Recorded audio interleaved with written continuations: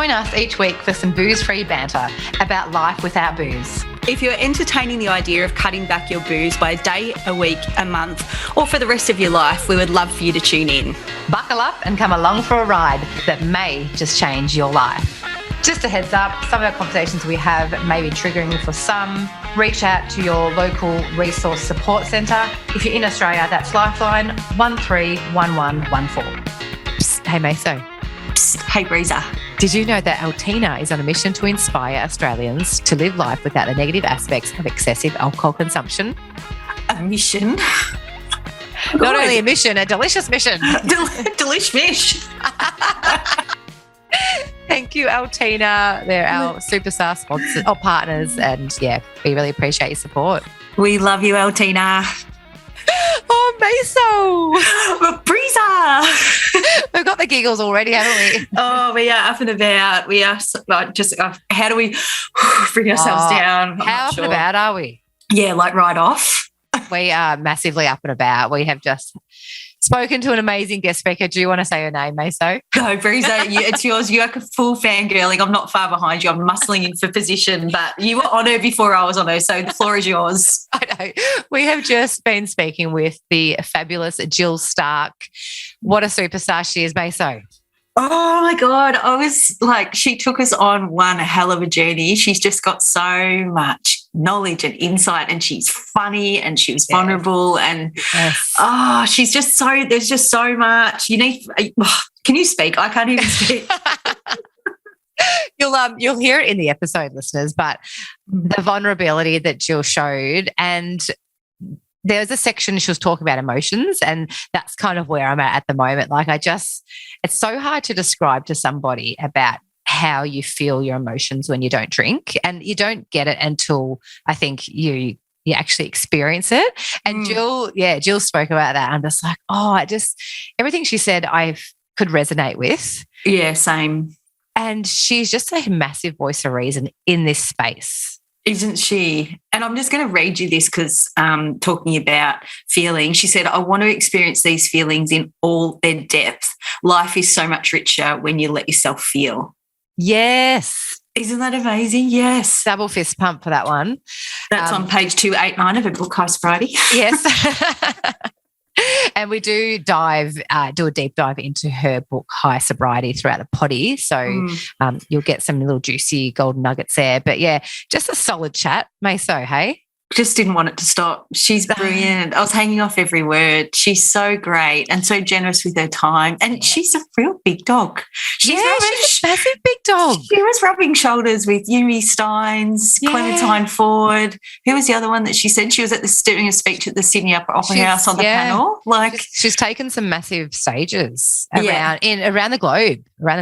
So she's a massive deal, and she is so giving in this space as well. If you don't follow her on social media, get your pen and paper out, peeps, and write this down. I'm just going to bring it up. Now I'm scrambling. Talk amongst yourselves. Yeah.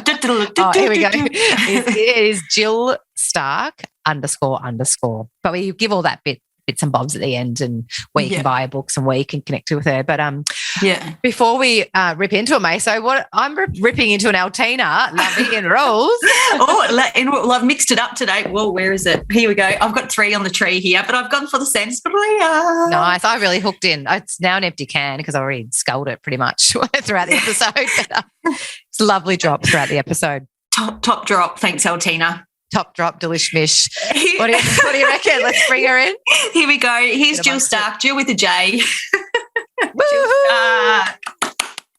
I'm very excited to introduce our guest speaker today. She's an award-winning journalist, an award-winning author, a mental health advocate, a speaker, an absolute sober queen, a Scotralian. Is that how we say it? I'll have to double check that. She loves animals, and she always has great hair, and she hasn't let us down today. Welcome to Booze Free Bants, Jill Stark. Thanks so much. What an intro. Welcome, to have Jill. You here. Welcome. I call it Scotralian. Scotralian, there you go. I love it. I love it. Before we get into it today, Jill, I just want to share a quick story about how you came into my world. It was a couple of years ago, and I was in my therapist's office, and I picked up, she always has like cool, quirky books, and I picked up one of her books, and it was titled When You're Not Okay. So I was flicking through it and I was like, oh, this is such a great book. And she's like, take it home, take it with you. So I took it with me and I kept it in my car.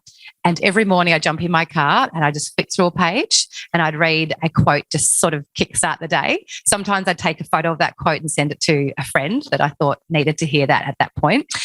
And then I didn't take too much notice that Jill Stark was the author. But it wasn't until last year a friend of mine gave me a copy of your High Sobriety book.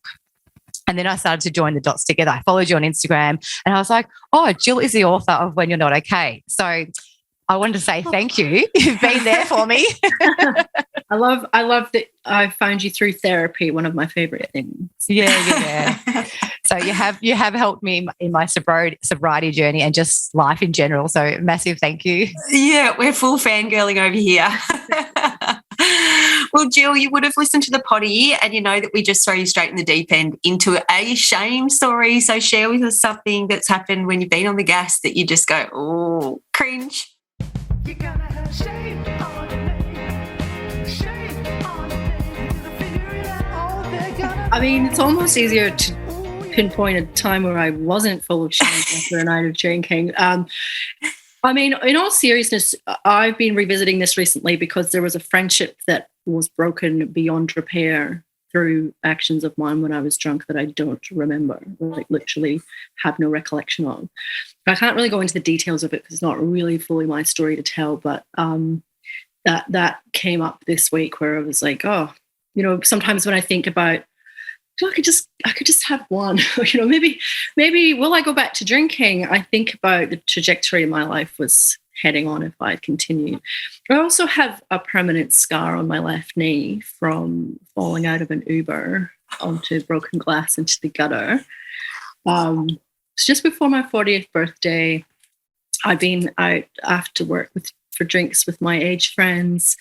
So, and one of them brought their young colleague with them from the Daily Mail, which is the worst publication.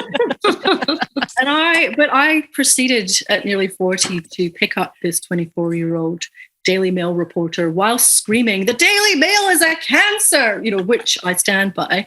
And, you know, was screaming things like, I might be nearly 40, but I've still got it, and took home this like hot young reporter who's since moved to America. I don't know if the two events are related, but we got back to my place, and as you guys would know, like just patchy memories and a vague recollection of him like patching me up in the bathroom and I was bleeding, and yeah, like I didn't remember really what happened, and like just like the next day my bed was like, I remember Snapchatting a picture of my bed. I had all the slats were broken and it was like, woo, look at me go, you know, like this young guy had stayed overnight and I woke up and I was like, what, why is there blood on my carpet? And he was like, don't you remember? You fell out of the Uber and there was glass in the gutter and you were on your knees and I had to like bandage you up.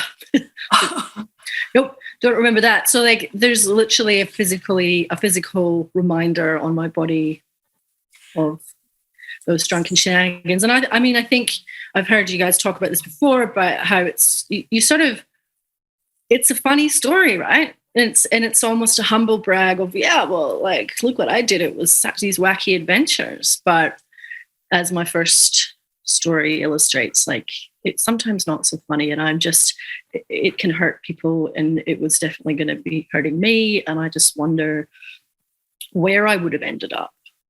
Mm-hmm. I know where I would have ended up. I think most of my friendships would no longer be intact.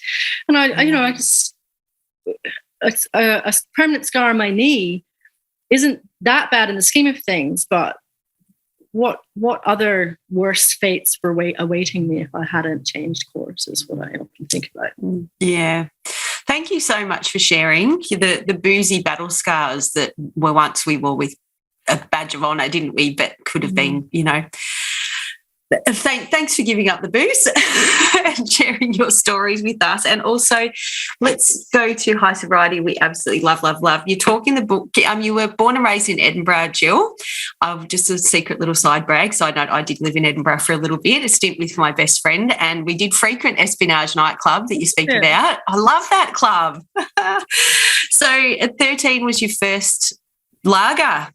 Tell us, what was that like, and can you how did alcohol evolve in your life from that point? So my best friend Fiona and I, who I'd grown up with since I was 5 years old, she and I did everything together. First cigarettes, first drink, and we decided we're going to have our first drink on a Friday night. My parents were out, my older brother was out, and we got this can of lager from my parents' drinks cabinet, and we put it on the mantelpiece, like some sort of holy grail, and we're just looking at it. And this is before alcopops and drinks that were palatable to the young palate. So we had read, there was no internet, maybe we'd read it, maybe probably heard from somebody in the schoolyard, that if we put it in a glass, put sugar in it and drank it through a straw, the sugar would make it taste better, and the straw would make us get drunk faster. So this was our plan. We had our straw, we had our sugar, we had our can of lager, and we're looking at it on the mantelpiece. And then my older brother and his friends unexpectedly came home, and they walked in, and he looked at the mantelpiece, and he looked at me, and he was like, "What are you doing?" And I was like, well, we're going to drink it. And he just looked at me, and I guess like the equivalent of Paul Hogan's "That's not a knife, this is a knife," he was like, "That's not a drink." And he goes to my parents' drinks cabinet, and he pulls out all of these spirits, and he's like, "I'm going to make you an FYU." And I was like, "What's an FYU?" And he's like, "It's a fuck you up." And I was like, "Awesome." So they just start pouring all these drinks, and that was it. Like, we were gone. And like, I think at one point we were all so hammered. We were like cutting our thumbs and being blood sisters, and there was blood smeared all over the walls. It was very Lord of the Flies. And I just remember immediately just falling in love with this feeling of, as a very fretful, anxious child, of just suddenly being taken, like transported to this sort of fuzzy world of fun, and all the kind of sharp edges were a bit blunted, and I liked that. So yeah, that was my first experience of alcohol. Straight into it, no holding back. You mentioned about Edinburgh before. One of my shame stories happened in Edinburgh, and I mooned like this whole crowd from the inside of a pub. I think we've all got sketchy moments in Edinburgh. I mean, it's a beautiful place to be drunk and moon strangers. I really enjoyed, actually, Jill. I think you were there. Was it at the end of last year? I think you went back and you sort of took all your followers on a bit of a journey through your Instagram stories. And I loved it. It took you straight back there. You were saying, Maso, like that you went to Espionage. One of the things I walked past this nightclub that I used to frequent when I was 14, 15, 16. And then later, when I was in my early 20s, ended up working there as a bartender, and I walked past there on my trip home at Christmas, and it was a building site. I was like, "Oh no!" Wow. Yeah, we'll always have the memories or lack of memories. Yeah, lack of memories. So, Jill, you had a fairly solid drinking career up till mid-30s, and you were loving having those big nights, which we can all relate to. Was there a compelling reason or a compelling event that made you break up with booze? Well, I mean, I've actually quit drinking twice. So obviously the first time was what I document in High Sobriety. So back then, it wasn't one particular incident. It was actually one particularly horrendous hangover. I woke up on New Year's Day 2011 with a hangover that felt like it was going to kill me. And, I was like, New Year's Day 2011, it was the year where I was going to turn 35. And there was something about that age that felt like, well, I should probably grow up. I should probably stop doing this. I've been doing it since I was 13 in Edinburgh, and I'm still getting really drunk. And I think a couple of things happened. That hangover, where I just felt like a line in the sand, and I was like, I can't keep doing this. And I wasn't quite sure what to do about it, because drinking was such a huge part of my world. It was such a huge part, I felt like, of my identity as a journalist and a Scot and an Australian. And huge part of my socializing. But a few months before that, in 2010, I'd met Chris Rain for the first time, and he was the founder of Hello Sunday Morning, which now is an organization with global reach, but back then was literally him creating a blog on his kitchen table as a 22-year-old. And I was one of the first people to write about Hello Sunday Morning and what he was trying to do. And I remember him saying to me when I interviewed him, "Oh, you should give sobriety a crack." And I just laughed at him, and I was like, I think I was hungover at the time from an awards night I'd been at the night before, and I was like, "Don't be ridiculous. I'm a journalist." And he was like, "That's what everyone says. Oh, I'm a nurse, or I'm a teacher, or I'm an advertising agent." Like, it's always, we think that it's our job that we need to drink for, or it's our nationality, but it's really just excuses that we give ourselves. And there was something about meeting Chris that was a real game changer, and it just stayed in my mind. And he had said, in order to really, like people, I'd done Feb Fast before and I just white knuckled it. And then I'd get to like March 1st and just get back on it like massively, or I'd done Dry July, but I'd never really managed to get underneath the drinking habits. And he had said that in his experience, the minimum amount of time that you really needed to change these habits and to examine them was 3 months. So waking up on January the 1st, 2011, just the thought of not drinking for 3 months, which would have included my 35th birthday, seemed impossible, and it scared the shit out of me. And that's when I realized I had to do it. I was like, why is it so terrifying for me to not drink for 90 days? Like, what does that say about the place of alcohol in my life? So that's when I decided to do it. And it wasn't an easy decision, but I went all in, and I started writing a blog about it. I'd never written a blog before. This is like pre-Instagram days where there's whole communities of sober people. Like, it felt very much like I was in uncharted territory. I was very much alone in this kind of journey, and I talked about it, and people were like, "Wow, that's amazing." And then at the end of 3 months, I wrote a piece about my experiences because I'd enjoyed it so much. I decided to do it for another 3 months, and at the end of that 3 months, the first 3 months, I wrote a piece for the Age, who was the newspaper I was working for, and I was the health reporter, and the piece started, like, I'm the binge drinking health reporter. During the week, I write about Australia's drinking culture, and at the weekends, I write myself off. And the headline from one of the editors put on that was High Sobriety. So I can't even claim credit for the title of the book. But that led to a publisher coming forward and saying, if you did this for a year, there'd be a book in it, which was amazing. But as soon as I walked in, like, that was a dream come true to write a book. I walk in, he offers me a book deal on the spot.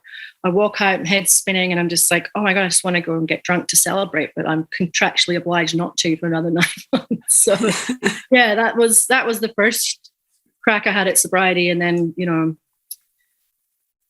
yeah, I don't know if you want me to talk about why I'm sober now, but so I did the year off, and I wrote about it, and to my great surprise, High Sobriety became a bestseller and seemed to really resonate with people. It came out in 2013, and there wasn't really the genre of quitlet that we see now. There's so many books out there. There's so many people in this space writing amazing things, but there wasn't really a lot of that out there. So I think it really captured a moment for a lot of people and captured people's imagination, because people weren't really talking about the drinking culture in that way at the time. So, I was kind of thrown into a whirlwind of book signings and touring the book in the UK and here, and being on TV and radio, and just all of this kind of public adulation that I was not mentally equipped to cope with. So yeah, I went back to moderate drinking, and I thought I would be a mindful drinker, moderate drinker. And then, just over the years, the bad habits kind of crept back in, as they invariably do. And 2014, 15, I had a pretty intense breakdown, which my psychologist later rebranded as a breakthrough, because it's often in these moments of great adversity that we find out who we really are and where our strength is. So yeah, it was during that so I wrote about my experiences of, what happens when you get everything you've ever wanted and it's not enough. Like, I wrote about that in my second book, Happy Never After, which is kind of an exploration of my own journey with anxiety, but also our culture's obsession with happiness. And, once I get this thing, I'll be happy. Once I get, the Toyota Hilux and the breathable yoga pants, then I'll be like set, but I have a best-selling book, then I'll be happy. But, if underneath it all, it's not enough, because if underneath it all, if you don't feel like you're enough, that's kind of recipe for an existential crisis, which is kind of what happened. And through that period, I sort of cut back on my drinking a great deal, because I just had to survive. And yeah, again, back to sort of always kind of going back to the same drinking patterns. And it was only, I think, 2019, had a party at my house after the Morrison government was elected. I called it the end of the world party because it felt, as a left-leaning, bleeding heart lefty, it just felt like, oh, the planet's cooked, the government's, it's just a mess. So I had this massive party at my house, which I don't remember, like literally don't remember anything past 9 o'clock. And it was then after that I was like, I'm back here again in the same situation I was in 2011. And I just, it was primarily a mental health decision that I could no longer ignore the huge dips in my mood, the correlation between the huge dips in my mood and my big nights of drinking. And I was like, it's just in order for me to live the life that I feel is my best, most rewarding life, it's just, alcohol is just not compatible with that. So I decided to put it down on the 28th of June 2019. So I'm nearly 3 years in this time, and well never say never, but I can't see alcohol having a role in my life that's healthy anytime soon. Yeah. You've taken my breath away there. That was so good, knowing that, talking about, moderating and removing alcohol and knowing that it doesn't serve you. I think we can all learn so much from that, Jill. Thank you. I would really like to unpack that moderation, though, but we might come back to that because I'll zip on to the next question here. Was in your book, High Sobriety, we'll just touch on that again. Page 52, you we're talking about those who stick around can't hide their puzzlement at my decision. My workmate Cam says to me in exacerbation, when's this all going to stop, Starkers? As if I've lost the capacity for a rational thought. I laugh and say, who knows, maybe I'll go a whole year and write a book about it, and I'll call it My Year Without Booze. His response, lightning quick, floors me. Yeah, then you could write a sequel and call it My Year With No Mates. What was that actually really floored me. I was like, whoa, it made me gasp. What was the response like when you first called it and said you're having 3 months on the gas, off the gas? What was the response like from family and friends? I mean, I think my friends, particularly my workmates, like just didn't believe it. I was the first on the dance floor, the last to leave the party. My nickname Starkers was the party girl. Like I had a very much, I won in 2010 at Christmas party before I quit drinking a month later.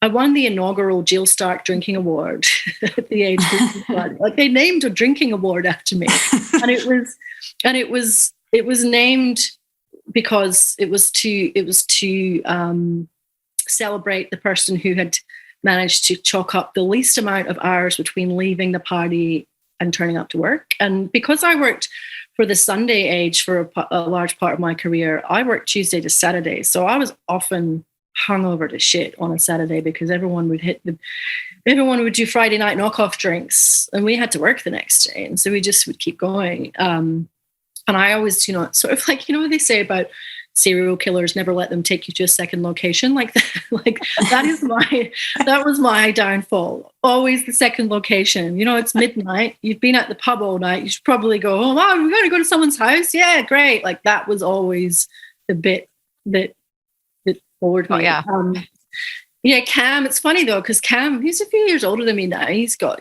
kids, and he ended up just quitting drinking for quite a few years because he had a heart problem. And I was just like, oh, look at you guys. That was a fairly common refrain. Cam and I are still friends, and that anecdote like really worked very well in the publicity of the book. So I thank him for that. But, I think I did. There's friends from that time. Like, I think about now 10 years down the track, my friendship group is almost completely different to what it was then. There's some very close friends who are still there, but the kind of wider friendship group I realized was a drinking circle. These were drinking buddies, not really friends. And I think what I found, it took me a while to not take it personally and to realize, and to this day, I stand by this, that someone else's reaction to your sobriety has nothing to do with you. Their defensiveness is really about the way their relationship with alcohol. And the people who were comfortable with their own relationship with alcohol, we're still friends. I don't have an issue with anyone else drinking. You do whatever suits you. But the people, I mean, there was one girl in particular, I mean, we were never very close, to be fair, but she was part of the wider group. And I'd heard that she was saying how I was judging them all. She didn't say it to my face, but I'd heard about it. And then I would find out that they'd all caught up without me, and hadn't invited me to things because I wasn't drinking. So what's the point? And I was just like, that's just bizarre. And this was like pre kind of the non-alc space. I didn't even have a non-alcoholic beer until this 2019 sobriety journey. It wasn't that kind of normalizing of being in a pub and not drinking. But I found out that, they were saying I was judging them. And so I ended up bringing it up because that was one of the things, and you guys would know this, that I find that I have far more honest conversations now that I'm sober, and I'm much more courageous, because it really matters to me to have people in my life who are aligned with my values and who I'm honest with. And if there's any tension, I don't want to just pretend it's not there. And so I brought it up in a very, I thought, considered, measured, compassionate way to this person. I said, I don't understand, maybe is there something that you want to talk to me about that I'm making you feel uncomfortable? And she's like, well, you're saying that the way that you were drinking was problematic. So by extension, you're saying that the way that we drink is problematic. And I was like, no, I'm saying that the way that I was drinking was problematic for me. I was waking up with panic attacks so violent that I couldn't leave the house. If you drink in the same way and you don't have those consequences, then good on you. But yeah, I think it's, as I say in the book, if you're the drunkest person in the room and then you stop drinking, someone else has to take on that mantle, So you people, my drinking was a reflection of their drinking, I guess, in a way. When I opted out, they had to kind of turn the mirror on themselves, and I think that is quite confronting for a lot of people. So I do find even now, when people react very defensively, or I went to a hen's night recently, and hen's day, and this girl was just like, what do you mean you're not drinking? And literally recoiled and moved to the other side of the room to be away from me, and then just was looking at me and she was so drunk that she could barely string a sentence together. And I felt that kind of sting of isolation and ostracism that I used to feel in high school, but I quickly put it in its place, and I was like, I don't care. This is not someone that I care about. This was one of my closest friends, then that would be an issue, but you probably wouldn't be one of my closest friends if you had an issue with my sobriety. And none of my friends do, even the ones, I'm very close with my journalist friends who still drink in the ways that I used to in those circles. That's fine. There's been no pressure from any of them. They've been nothing but supportive since I stopped drinking this time around. Love that. And I think, I don't know about you guys, but I know in my early days of sobriety, I took it personally when people would be like, oh, why aren't you drinking? You're the fun police. I take it really personally, but now I've obviously, 10 months into my sobriety journey, I know now, and through these conversations, that it is like holding a mirror up to people. Yeah. It's on them. It's nothing, like you said, Jill, it's nothing to do with ourselves. So it was in 2012, Jill, you put pen to paper to share your experience with readers of Life Without Booze. And I have to say that your book is absolutely brilliant, and it really resonated with me. And I loved your writing style. Could I please ask you to read the very first page of your book? Because when you read a book and that first page gets you in, that's exactly how I felt. Yeah. Do you mind? Same. All right. I'm going to put my old lady glasses on. Put your eyes on. Okay. The roar in my skull sounds like waves battering ashore. My head, planted face down in a sticky pillow, feels as heavy as a waterlogged sandbag. My body is a dance floor for pain. Welcome to 2011, stalkers. A new year, a new start, same old stinking hangover. Last night was huge. Dawn had broken by the time I staggered home. I remember cursing the light and the chirpy birds. It was, like so many before it, a night that had got away from me. It had been a ridiculously hot Melbourne New Year's Eve. dry and oppressive with a blasting northerly wind. I felt as if I was trapped inside a fan-forced oven. As I sipped my first drink, a stubby of beer, with friends in their backyard paddling pool, the mercury crept past 40 degrees. It was 6 p.m. As the night wore on, there was champagne with strawberries, more beer, more champagne, and then even more beer. There were sparklers, dancing, and high-pitched phone calls to Scotland, where it was still the last day of the decade before. I vaguely remember a fiercely contested drawing competition with crayons, and for reasons I can't fathom, sitting atop a stepladder with a miner's lamp strapped to my head. Later, at another friend's house, we had white Russians in tumblers and tequila served in martini glasses. There was raucous laughter and a Halloween mask, and Lemonhead songs played on a tiny pink guitar. I remember one of my friends vomiting in the kitchen sink and the group blithely singing over it as if this was neither noteworthy nor unusual. I remember thinking, when is this going to stop? Then having another beer for the road. Oh, Jill. And it I just saw myself in that first page of your book and I'm like, this is a book for me. But I think that the part I loved about your writing, Jill, is you shared your own experience, but you also had a bucket load of research in High Sobriety, which I found fascinating. In particular, I loved that you documented the history of booze in Australia, which I found really fascinating. How did you go about the whole research piece? Well, I mean, as I said earlier, I had been writing about alcohol for The Age for 4 or 5 years before I wrote this book. It kind of happened by accident. I was sitting there one Friday one week, and the Saturday editor came and said, I was working in the health team as a health reporter, and he's like, we need to look at Australia's alcohol culture. And it was just, it was really just taking off this idea of binge drinking being a real problem, and there was a lot of alcohol related violence happening on the streets of Melbourne, and so I ended up immersing myself into this world. And I honestly I believe that things happen like not by accident, that I was the right person to write that story, and it opened up a whole world for me that I probably was trying to ignore. But I wrote this series called The Alcohol Time Bomb, and the time bomb was a front page story with this was like back in the broadsheet days. So it was a big deal, right? And I was fairly new to The Age at the time. Front page story, Australia's alcohol time bomb. And there was a wine glass on its side with red wine kind of splitting out a bit, looked like blood splatter. It was very dramatic. And it was like, and then we used that kind of I think I wrote something like 40 articles in that series.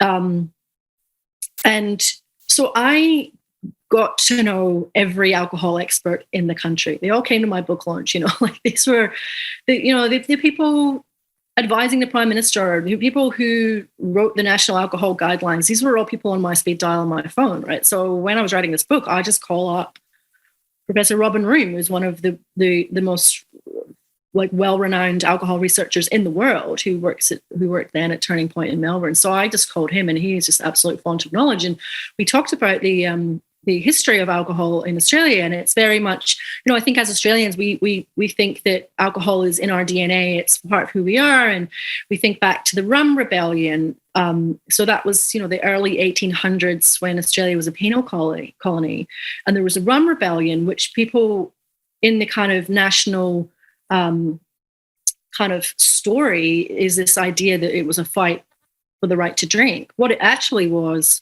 a complex and protracted battle between the New South Wales governor and the head of the court who were running the penal colony over the right to own property. But it became kind of mythologized as no, it was actually about alcohol. And yeah, there was a debate over alcohol. The New South Wales governor banned rum being used as a currency because he was worried about some of the people running the colony getting too drunk.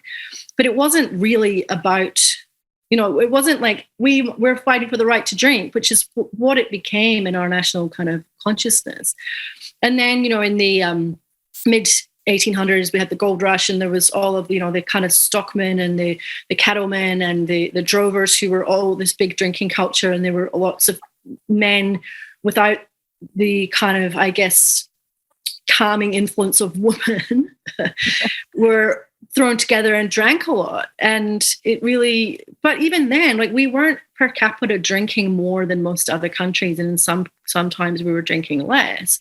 What really kind of escalated the drinking problem was in the sort of, I think it was around World War One, that there was a real concern about working men drinking too much, and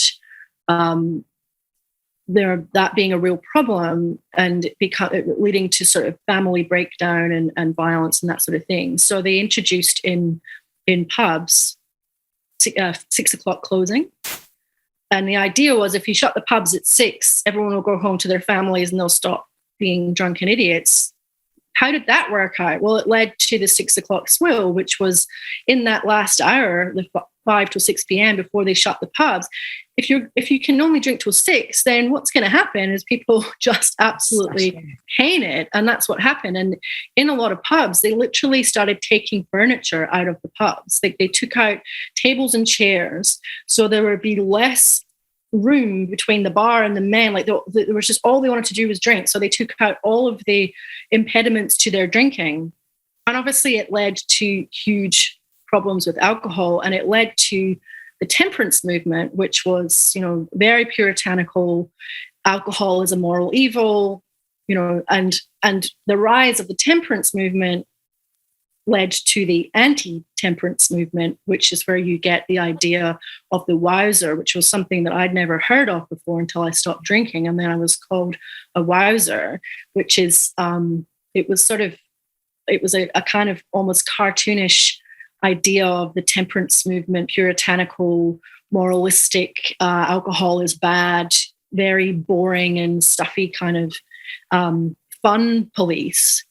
And to this day, when I was writing about alcohol for The Age, and I would be talking to politicians about, it was the kind of Labour government that we were in back then, and they would preface any press conference they started about alcohol restrictions with saying, we're not wowsers, but like, it's still so ingrained. And if you think about the way that, what is Bob Hawke most famous for?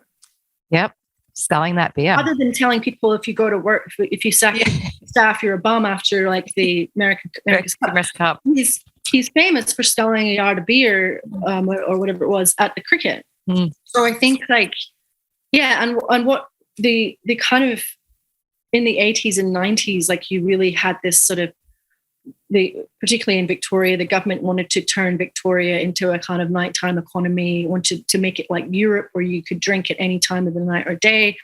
And we do have that culture. I think the culture in Victoria is a lot better. Like, New South Wales seems to be very much pokies venues and RSLs, and it's not a great culture, where I think in Victoria you do have those little laneway bars, and it is a little bit more European, and you don't have as many, like, those massive booze barns. But there was a deregulation that happened in the 80s and 90s where it was just open slather, and basically you could get a license for anything. And so there was like a 4-fold increase in the number of licenses. And, like, you can't do that and not have that have an impact on the way that we drink and the way that we view alcohol.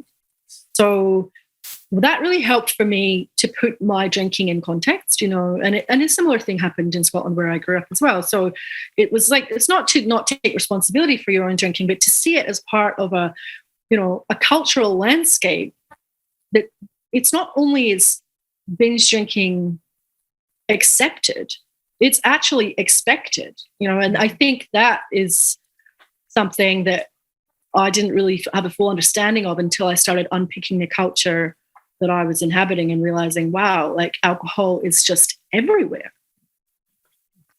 It really is. It's crazy, isn't it? So, Jill, you are a huge mental health advocate, and thank you for all the work you do there. If you're comfortable to talk us through your mental health, only if you're comfortable, though, of course. Yeah, I mean, I think I was saying to you guys earlier before we were recording that, like, I've had battles with anxiety, depression since I was a teenager, and, like, I'm going through a period at the moment of quite intense anxiety. Like, you never know, right? Like, I'm very good at presenting well, but it's difficult because I think the reason for me quitting drinking in 2019 was largely a mental health decision, and after, a metric shit ton of therapy, alcohol sobriety is the most effective thing that I've done for my mental health, which makes it difficult when I hit a patch where I'm struggling, because I'm like, oh, what was the point of all of this? Maybe I'm just anxious all the time. But then I think, well, how much more anxious would I be if I was drinking? And I mean, I don't think about drinking hardly ever anymore. Like, it's just not a thing that I actually, when I went home to Scotland for the first time in my life, I flew business class and they hand you champagne and there was nothing else. It was like going back to 2010 where there was literally nothing to drink but lemon, lime and bitters. And I was just like, oh, we could just have a champagne now because no one would know, but I didn't. But yeah, like I actually thought the other night, oh, I could just have a glass of wine because my brain is on fire. Like it feels like it's just constant racing thoughts.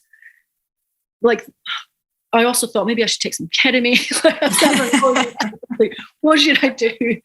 Like, I'm not gonna do that. I'm not gonna sink myself into a K-hole to try and get like anxiety slump. But it's funny how it's still quite ingrained, this idea that alcohol takes the edge off. But as I say in High Sobriety, like alcohol may take the edge off, but the next morning those edges are sharper and they cut you deeper. And yeah, I just know like I wouldn't have survived 6 lockdowns and a global pandemic had I been drinking, because I did think when the pandemic hit, I was only 9 months into sobriety that time. And I was like, well, fuck, sorry, I'm swearing a lot, but if I can't drink during a pandemic, then when can I drink? And I kind of sat with that thought for a while, and like I'm so glad I didn't, because if you look at what actually happened to people's mental health during the pandemic and the way that people began to drink, like the research is already starting to come out that people who were weekly drinkers became daily drinkers. People who were day drinkers started drinking earlier in the day because we are told that alcohol is how we cope with life's stresses. But one thing I know for sure is alcohol is a terrible therapist. It is not your friend. So yeah, I think when I think about, well, I'm anxious again, does that mean that sobriety wasn't the right decision? And I was like, no, I think it means that sobriety is not the panacea for all of our problems. And I think anyone who quits drinking thinking that sobriety is going to remove your problems, it doesn't. It illuminates your problems. It allows you to see in like startling clarity what you need to address. So I think that's, for me, that's been a kind of journey. And I think a lot of people, when I haven't done it for a while, but I used to do, I called it No Booze Day Tuesday on my Instagram, where I would, have people on there and asking me questions about sobriety. And invariably there would be a question almost every week of someone saying, I quit drinking, but I'm still really anxious. And I'd be like, well, yeah, because it's not a magic bullet where you're just never going to be anxious again. You still have to do the work, right? And like what I'm experiencing right now, as I'm going through with my therapist, which I won't get into here, but like there's reasons for why I'm anxious, and it's got nothing to do with whether I'm drinking or not drinking, and I need to attend to those issues. And one of the reasons that I did quit drinking is because I'd been in therapy for quite a few years with an amazing psychologist, and we'd done the work. But it felt like I had got as deep as I could, and I was just sort of stuck hovering, and I couldn't get any deeper. And sobriety allows you to peel back the layers and get further and get deeper underneath the wounds that are there. So yeah, I think that was my understanding was it's not as if I'm never going to struggle again. In some ways, like what I often say about sobriety is like the best thing about sobriety is you get to feel all your feelings. And the worst thing about sobriety is you get to feel all your feelings. So yep. You can't have one without the other. Like what I've experienced since I quit drinking this time, I can only describe as soaring moments of joy. And this is where I get teary, because I just, like, as much as I am living this acute anxiety at the moment. Like, I have never known myself better than I have now. Like, a friend of mine said recently, sorry, you're good. She said, because I was like, I'm finding this really hard. And she's like, you know, I've never known you with such a strong sense of self. Like, you know who you are. And I think that's the joy of sobriety. It's hard a lot of the times, but I feel like I have this connection to myself that I didn't have before because I was not listening. I was just like, I couldn't, you know, like that true self, the authentic part of you, who you were really meant to be underneath all of the conditioning and the noise and the drinking. You can't hear that when you're getting plastered every night. And when you take that away, you start to feel that connection to this part of you. For me, it's like this real connection with the little inner child, the part of me that just needed me to listen and hold her hand and look after her. Like, when I have these moments of absolute soaring soul connection, I'm starting very woo-woo here, but it's true. Like, this, I accept all the other shit that goes along with getting to feel all your feelings because I get to feel that. Jill, thank you for being so vulnerable. You've got me going as well. And then it just shows that you're human as well. And it's everything you just said there. I'm like, that's how I'm feeling. That's how I'm feeling. And the emotions, no, I don't think anyone can prepare you for the emotions part. I've never experienced in my nearly 42 years of being on this earth, I've never experienced feeling emotions how I feel now. Yeah. Because I've never had that clarity, like obviously as a kid, but, you know, as soon as you hit a teenager, you're numbing. You start numbing everything with booze. So you just hit the nail on the head beautifully there, Jill. And because you are, so thank you. Yeah, I second that. Yeah, because amazing, Jill. You are such a you know, have such a wealth of knowledge in this space. What advice would you give our listeners if they are, you know, questioning their relationship with alcohol? What's some advice you would give them? I think a lot of people, you know, they might be Googling, am I an alcoholic? Or they're Googling all these checklists or how bad is my drinking? And I would say, that's maybe not the right question. Like, am I an alcoholic or is my drinking a problem? Is like, is the way that you drink right now getting you closer to the life you want or further away? And I think, you know, that's what I realized. I was like, this wholehearted, rich and, you know, wildlife that I know is available to me, it's just not possible with the way that I was continuing to drink. And another thing I think is worth noting, that people often say, oh, what was your rock bottom moment? Like, they want to hear that, you know, what was the moment that you were like, I can't keep drinking anymore? And, oh, maybe you crashed your car, or maybe your marriage broke up. I don't think you need a rock bottom moment. You know, Millie Gooch talks about it in her Sober Girls Handbook. She says, if your house was on fire, you wouldn't wait until it burned to the ground before you put it out, you know. If the flames are starting to lick at your ankles, that's the time to put out the fire. Love that. And the Prime Minister might not hold a hose, but you do, and you can hose the flames. Turn that baby up. Yeah. So I still managed to make it about the election. I was going to wear my Vote Them Out T-shirt. I was like, oh no, better not. It's too funny.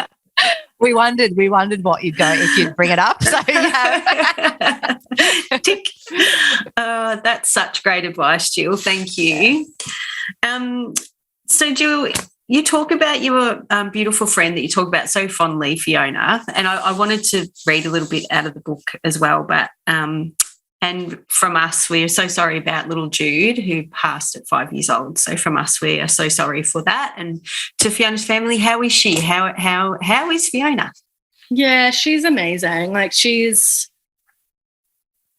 just one of the most courageous people I've ever met. You yeah, I mean, for those who haven't read High Sobriety, in that year, Fiona's, she's like a sister to me. We grew up since we're 5 years old. I was a bridesmaid at her wedding, and she had 2 babies at the time. Isla, who was 7, and Jude, who was 5, and he died quite unexpectedly, suddenly, 2 days before Christmas on that year when I was not drinking, and I had to, get a flight home to Scotland and stand with her at the funeral in the same church where I stood next to her as a bridesmaid. Like, it was,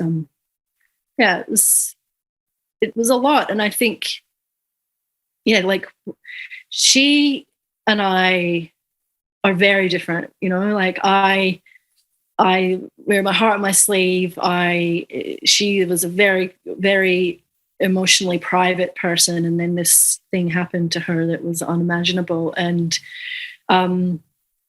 I wrote a piece about the grief that comes from something as horrendous as that. And I talked to her, and I interviewed her for my second book, Happy Never After, where,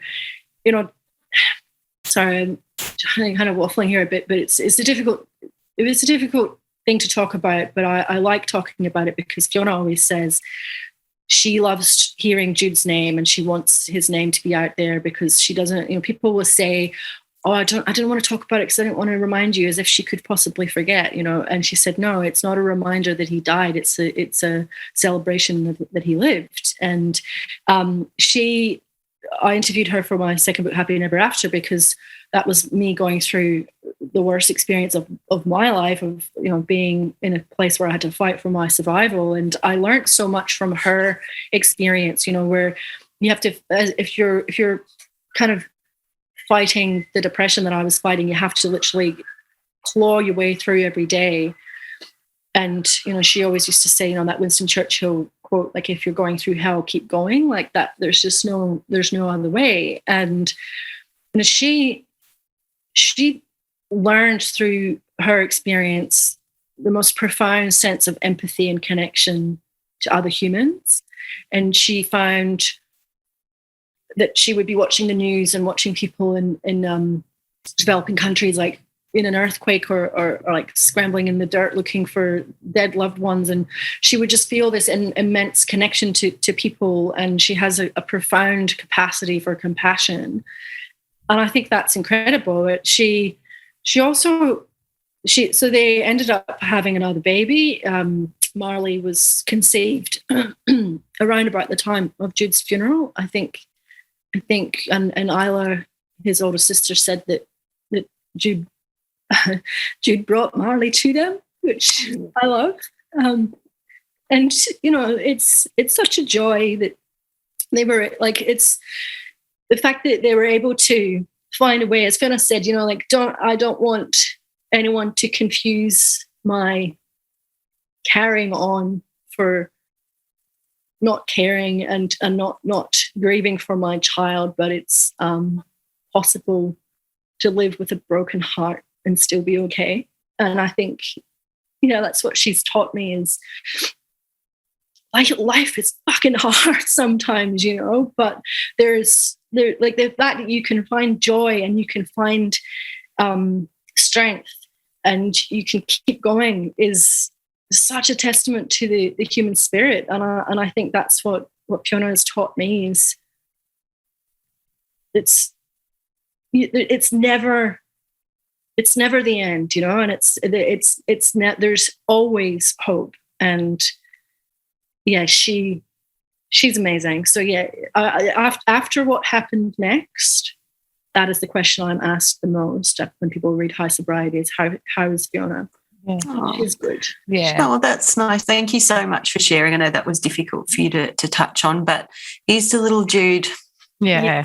Absolutely. So I wanted to circle back about, because as you know, Jill, I've had bounced in and out of sobriety over a 10-year period, and I didn't know that elevator, I think it was Nat from what I talked about there, when you get off at a certain level of drinking, when you start again, you start back up there. And Breeza at the moment is making deals with herself, which I have done as well. Did you make deals with yourself? What did that moderation look like, and what was the telling point to to take that first drink again? What did unpack that? Yeah, like in the first year of the booze, like I wasn't really doing it with the same intention that I had this time around. It was kind of like it was 3 months was my original intention, and it was sort of an experiment, and it was something that I ended up quite enjoying, so I continued it. But I didn't choose to stop for a year. I basically was writing a book that meant I had to. So it wasn't, I don't think I was fully in it at that point. And then when I went back to drinking, which was a massive disappointment to a lot of my readers, as it turns out, very aggressive emails from people to this day. Really? Yeah, it was like I was saying before about the defensiveness that some people have.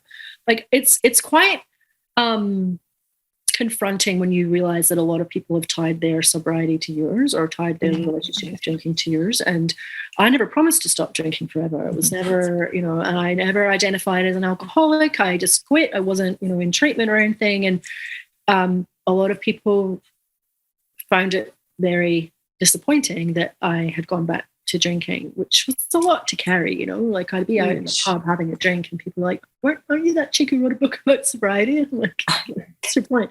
I went back to moderation for a period, but anyone who's read the book will know that I spoke to a very clever expert in addiction medicine, and basically a neuroscientist who scanned my brain to see what damage I had done to it for years of binge drinking, which was inconclusive in the end, but probably has played a part in my anxiety and other things like impulse control and extreme tactlessness. I think that's just me, but yeah, he had warned that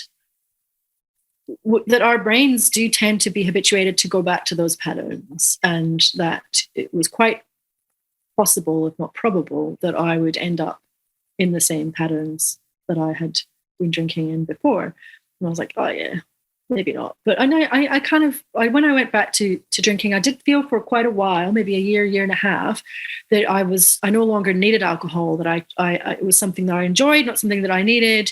There was far more occasions when I chose not to drink, rather than just always picking up a glass. I drank less. But also the thing that happens when you quit drinking is and also getting older, is you don't need as much as you previously did to feel drunk or hungover. So I'd end up feeling hungover after 2 glasses of wine, which was really annoying. But it just, moderation, I think, is really difficult. And this time around, when I quit in 2019, I went through all the mental gymnastics that you talk about, well, maybe I won't drink after 10 p.m. and I'll only drink during the weekend and not during the week.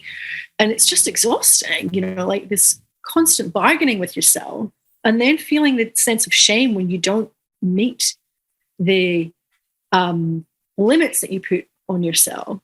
I think it's Ruby Warrington, who writes in Sober Curious, that we're all a little bit addicted, and I think that has been a real eye-opener for me this time around. There's so many other books out there on the market for people writing about this stuff that's really helped me to understand that the way that I drink, or the way that I used to drink, there was an enormous amount of shame that came with that I couldn't drink in moderation. What was wrong with me? Like, do you know many people who can drink in moderation? We're trying to take one of the most highly addictive, it's one of the top 5 addictive substances in the world, which, if was introduced onto the market now, would not be legalized in any way, shape, or form. We're taking a substance that by its very nature is highly addictive and punishing ourselves because we can't use it moderately. It's not tea, it's there, but we treat it as benign as something like tea or butter. I just should cut back a little bit, but why can't I? So not only are we fighting with the fact that the chemical makeup of this drug makes it incredibly difficult to drink moderately, but we also inhabit a culture that insists that we have alcohol at every social occasion. So it's a kind of double whammy of, trying to put these limits and boundaries around our drinking, when by the very nature of alcohol, it makes it difficult to drink moderately. So I've kind of lost a bit of the shame around being able to drink in moderation, because I literally know maybe 2 people in my life who will stop at 1 or 2 glasses of wine. So when I have friends, or not so much friends, but acquaintances or people I've met, I'm like, why don't you just only have one? Or why don't you just drink like less? And I'm looking at them going, how's that working for you? Like, you know, most people who are judging you for your inability to drink moderately are drinking all the time, like regularly, every day, or, you know, not actually even contemplating going into a social situation without alcohol. So I don't take my advice from people who also find it difficult to use alcohol in moderation, because that's pretty much everyone. Yeah. It's funny. It's funny you say that about why don't you drink less. When I was drinking and people were moderating, they'd only have 1 or 2, I'd be like, why aren't you drinking more? Like, that was my, you know, why are you only having 1? That's weird. Do you know what I mean? Like, it's interesting to how our brains work and how alcohol was so ingrained in our heads of how we saw it and how it is. And we're just, going against the grain now. It's extraordinary. 100%. Yeah. So that second time around, I just, as I said, like it wasn't taking very much for me to feel the impacts of the drinking. Yeah. So I could say, well, I'll only drink 1 or 2, but I often wasn't only drinking 1 or 2. But even if I was only drinking 1 or 2, I would still feel that my mental health was being impacted by that. And so, I mean, I think this is something that is said a lot in sober circles, but, you know, I find it quite helpful to play the tape forward. Yeah. So if I say, well, I just have 1, like, how historically has that worked out for you? Like, it always starts with 1. Yeah. And unless you're drinking with people who also put the brakes on things, and I mostly wasn't, most of the people in my life, because it's very difficult to moderate, we're not stopping at 1 or 2. So you'd have to find yourself in a situation where you had the willpower to go against the group. Not that I was feeling pressure from them, but you just get caught up in it. Oh yeah, 1 more round, and oh yeah, you know, like that sort of social contract that you've almost made with people when you're out. And yeah, like being around people who were always going to go to the next venue, and like I would be that person, or I would be the person suggesting it, and they would be like, yep, no worries. And I think we punish ourselves, as I said, like this idea that there's some sort of moral failing because you can't use this highly toxic chemical in a healthy way when it's not designed to be used like that. Is very corrosive, that sort of shame that chips away at you. And not only that, but when you drink, the effect that it has on you is it impairs your impulse control. So it makes it harder. The more drinks that you have, the harder it is to put the brakes on, because you've lost that sort of sense of rational reasoning. So yeah, I think it's what I find now that I'm nearly 3 years in. I find it staggering. Like, you know, when you just see something and then you can't unsee it. Like, it feels like I'm like filling my car up the other day, and I was like, this is literally what alcohol is. Like, we're putting in our cars the thing that I used to drink. Like, that's what it is. It's ethanol, you know. And this morning, one of my friends in the group chat, all these hard drinking journalists, said to me, he was standing outside his apartment building in Fitzroy this morning, waiting for a taxi to the airport at 6 a.m. And one of his neighbors rocked up out of an Uber, like from a night out. And they were all laughing about this and like, oh, what a big night he must have had. And I felt like physically sick, like, because it's been such a long time since that has happened. But that used to be my norm, where a night would get away from me. And at dawn, as you would have heard from the first page of that book, that feeling of being so hammered and how awful you're going to feel if you've come home at 6 a.m. That's a hangover that will last 4 days, you know. And I just felt when I had that this morning, sometimes I just get little signposts that remind me when this was the life that you had, and it's not what you want. So whenever I start, romanticizing my drinking days, because we do tend to look at it through rose-tinted, kind of misty-eyed spectacles, where we're like, oh, but it was so fun, and yeah, sure, there was a lot of fun, but most of the time, if you play the tape forward, it did not end well for me. That's where I'm at. I've really been romanticizing my time on the booze, but and all the time you lose so much time when you have these. That is the one thing. I mean, I know that Hello Sunday Morning basically built an entire organization around this, but the untapped resource of Sunday mornings, like, there's just so much more time in the day when you don't drink. Like, you just are awake and ready to get out of bed when everyone else is still hungover. Absolutely. Get shit done. Eating up the day. Yes. Oh, Jill, you're a bloody star. Yeah. Absolute star. So good. Raffing, we're starting the wind down, Jill. You've I asked my funny little questions at the end, a couple of little just cheeky fun ones. And you're quite you love a bit of music. Just give me one little second here. It was great to hear actually that you got singing lessons and you've got up there in front of people.